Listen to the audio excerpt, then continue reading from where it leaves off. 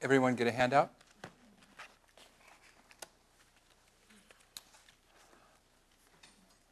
We need one up here. Rich. Thank you. This handout, a friend in Africa sent in this quote on the back side of this piece of paper today, and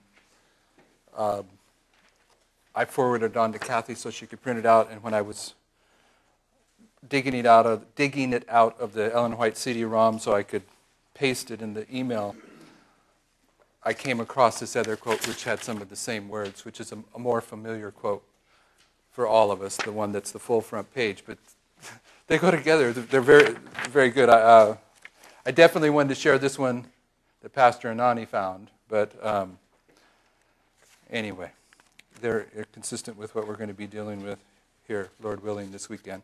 And I know I haven't prayed, but I have a friend that when he's not working, he comes when we can have him come, and he helps on our property, whatever we happen to be doing. He's a super good physical laborer. He's a Tongan brother. He's new in this message. He went down to Bolivia with David Gates, and then he came back and he found some country property in Tennessee. And he's working at a logging mill. So they shut down for the winter so he could come work with us. And the Lord's opened the doors for him to speak at this church he went to. It's a Spanish-speaking church, and his wife is from Argentina. She speaks Spanish. She does some translation for us sometimes. He speaks Tongan and English, of course. And it's kind of neat the way they immediately asked him to start sharing in this church right when they first started going there. So he started into Daniel 11, and after he was pretty well through Daniel 11, he had mentioned the 2520 in conjunction with something to do with Daniel 11, and on the way out, the brethren said, what's the 2520? He says, well, I can't just answer that. I have to do a study. So he started a study in Sabbath afternoons in the church on the 2520, and then the pastor, who only comes to church every 4 Sabbaths, the pastor came and sat in on one of his 2520 studies, and that next Wednesday, he had a church board meeting or business meeting, one or the other. And he says, by the way, I sat in on this 2520 study here on Sabbath, and I want to make it official. I want this to continue on. All that was Bible and the Spirit of prophecy, and it's true. So the Lord's thrown the door open for a short period of time in this little church in Tennessee. And so he came to our property here to help us here this winter, and his head elder, who I've known, a Latin brother, I've known him for several years now, is into the anti-Trinitarian Godhead movement, and I knew that, and I had that concern about him going down in there and maybe not being familiar with how to deal with it. So when he came up to help us, he says, right before I left, the head elder, he asked me how I understood the Godhead issue, and so we began in our morning and evening worships there to go through the subject of the Godhead from prophecy. And it turned into, it's probably going to be about 40 hours, but we were recording it, but I was trying to share all the arguments for my brother that I knew would come up and how I understood them. And it's not finished because one of our pieces of equipment we have to get repaired, and we'll probably finish this series when we get home. But in any case, to tell you where this is going, when the machinery broke down and he went back home, so I had some time, I stepped out of that study and we just had regular worship, and I began to look more closely at some of the things that I was setting up in this Godhead thing. And I came to realize that for myself, not for you, but for myself, I understand what the 4 generations of Adventism are now. And I've dealt with people in the past years that have conclusions about what the 4 generations of Adventism are, and they're reapplying time prophecy. They define, a generation is 40 years, so from 1844 to 1884, and then to 1924. And I've debunked that. I don't believe it. Time is no longer after 1844. So it was something that wasn't something that I was just naturally looking for or drawn into. Okay, I wasn't. But here in the recent past, I have come to understand that the book of Joel is set in the fourth generation of Adventism, and that kind of prepared my mentality to see these 4 generations. And then during that time period, Jack and Tanya Beeman, who most of you know from Oregon, they came back to our property and they sat in on a couple of worships. And Tanya, this is one of the little providential things that turned on some lights for me anyway. She shared something that, and I checked it out. This is valid. Perhaps she shared it here, so you probably all know this. I find this kind of nice, and we're going to deal with this as we go through. But where and when was Ellen White's first vision? Portland, Maine, when? 1844. When was her last open vision, and where? 1884 in Portland, Oregon. Okay. So Jesus is illustrating the end with the beginning. Her first open visions in Portland, Maine in 1844, and 40 years later in 1884, her last open vision takes place. From then on, her visions were what they call night visions. Okay, and that's documented. It's a fact in Adventism. But what shut down the open visions? Okay, we're going to look at that, because what shut down the open visions, from what I can see in history, is what prepared the way for the rejection of both the spirit of prophecy and Christ in 1888. Okay, so we're going to suggest here that from 1844 to 1884 is the first generation of Adventism, and then from 1884, 1888 to the 1930s is the second generation. And then from 1930s to 1989 is the third generation. And from 1989 into the Sunday law is the fourth generation. And we're going to give you some historical evidence for that. And one of the conclusions that seems important to, or one of the things that seems important to recognize about that, is that when we confess our sins, we're supposed to be specific about what our sins are. And the example of Laodiceans confessing their sins is represented by people like Haggai and Daniel. And if we're going to be honest Laodiceans and fulfill our responsibility and confess who and what we are at the end of the world, then we need to honestly assess what's went on in Adventism in the first 3 generations that leads us into this final 4th generation. So that's part of where we're going. And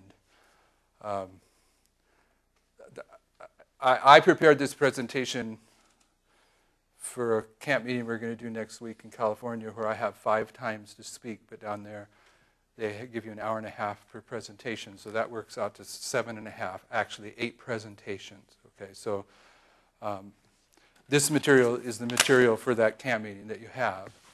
So this is, in theory, and I always put too much in anyway, but in theory it's 8 presentations that we're going to try to do this evening, and then probably 4 tomorrow. So we're going to go quickly, cover the high points. I won't try to go that quickly, but we're not going to get it all in, all right? That's what I'm saying.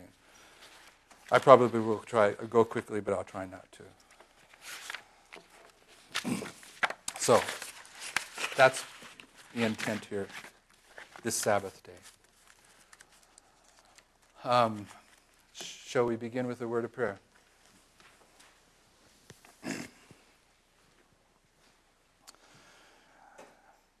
Heavenly Father, we thank you that you've brought us to the borders of this Sabbath. We ask that in agreement with these sacred hours that you would give us a double blessing. We ask that you'd give us your presence, not only through your Holy Spirit, but that you'd fill this room with your holy angels. We ask that now that we are in the time of the latter rain, that you would pour out your latter rain upon us by opening your word to our understanding. We thank you for bringing us here safely, those of us that are here, and if there's others on their way, we ask for your continued traveling mercy. And as we begin this subject, we ask that you'd give us hearts and minds that are prepared to hear your voice and understand the words that you provide to us. And I ask that you would hide myself behind your cross, and that you'd take control of the thoughts and words that I express, that they would be ideas and words that will glorify and honor you. And we thank you for all these things. In Jesus' name, amen.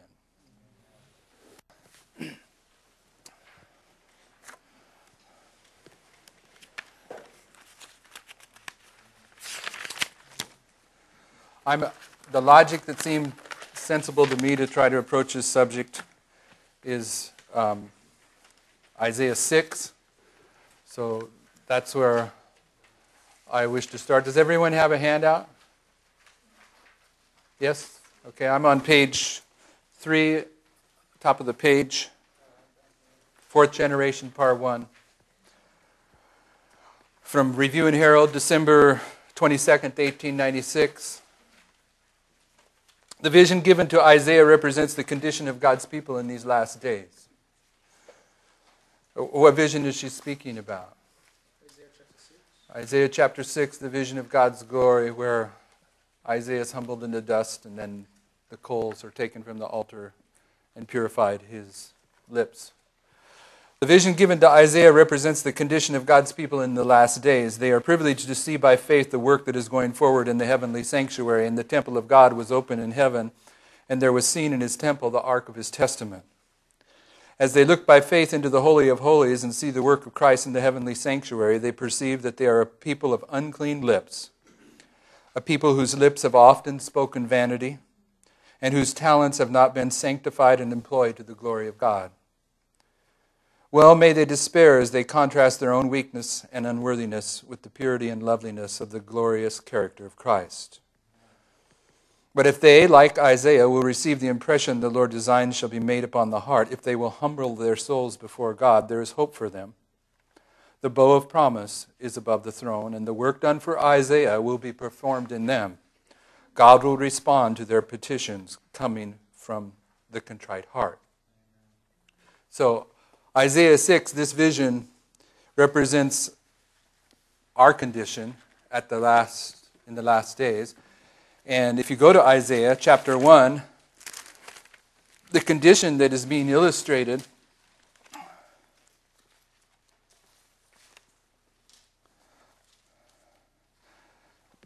which is our condition in verses 1 through 9. And I'm going to start in verse 4.